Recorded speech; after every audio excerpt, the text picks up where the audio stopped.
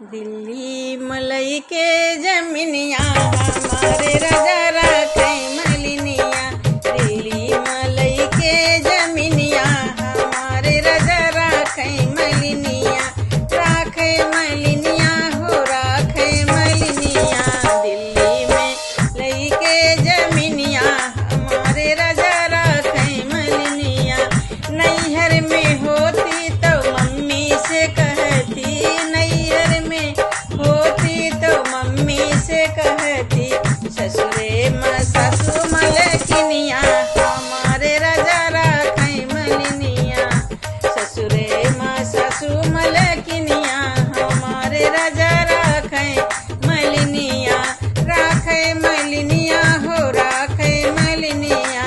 दिल्ली में लई के जमीनिया हमारे राजा रखे मलिनिया।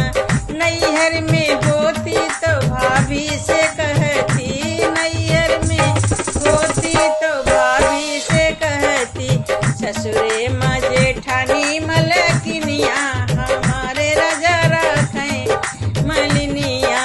ससुरे माँ जेठानी मलकिनिया हमारे राजा रखे मलिनिया। राखे मलिनिया हो राखे मलिनिया। दिल्ली मलई के जमीनिया हमारे राजा रखे मलिनिया।